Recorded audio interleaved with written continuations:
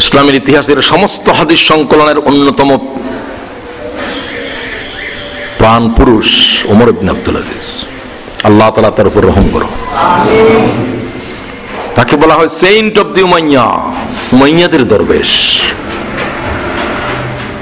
যিনি খেলাফতের দায়িত্ব গ্রহণ করার আগে বলছেন, আমি আমার পৈতৃক খেলাফত গ্রহণ করব না, এই খেলাফত ইসলামে নাই।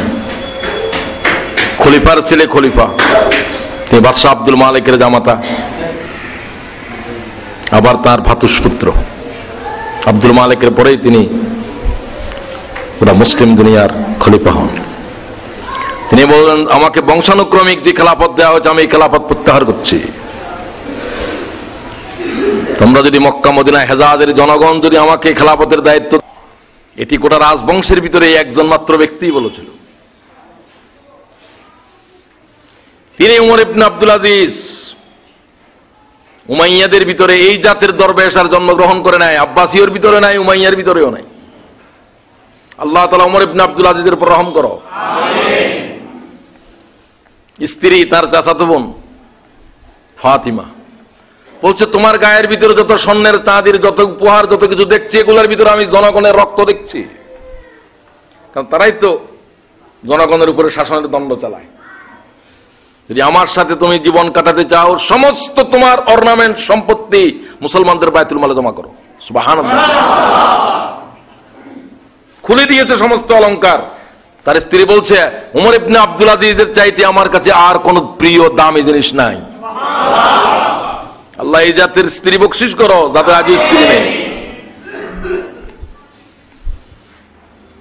উমাইয়ারা তার জন্য, তার স্ত্রীর এবং তাদের পরিবারের জন্য যত সম্পত্তি উইল করেছে, এখানেও তাদের, ওটাও তাদের, ওটাও তাদের, সব তো যেমন সৌদি গভর্নমেন্টের আন্ডারে সমস্ত দেশের সব সম্পত্তি। তিনি বললেন, এগুলো জনগণের। কেসি হাতে নিলেন, জুমাবাদ ছিল, ফজরের নামাজের পরের থেকে এক একটা দলিলকে কাটতে শুরু করলেন। জুমার আজান দেওয়া পর্যন্ত সমস্ত সম্পত্তির দলিল কেটে ফেললেন। সুবহানাল্লাহ। যেগুলো মুসলমানদের বায়তুল মালে জমা করো। আল্লাহ তাআলা এই ধরনের শাসক মুসলমানদেরকে বকশিশ করো। দুনিয়ার বিরল মানুষ, তাম দুনিয়া খুঁজে উমর ইবনে আব্দুল আজিজ বের করা যাবে না। তাকে উমাইয়ারাই বিষ পানে হত্যা করেছে।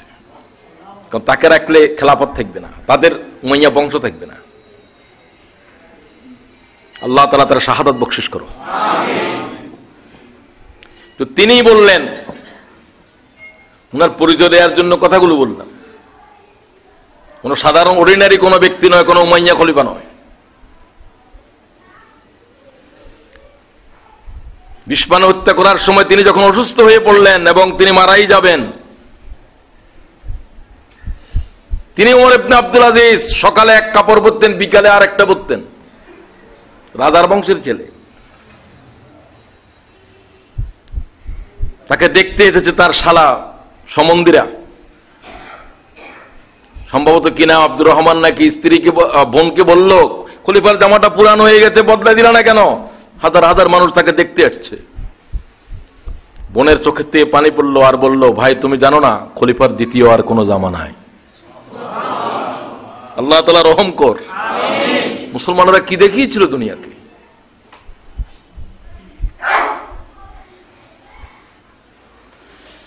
আমরা বিচিত্র পোশাক পরতে শিখেছি।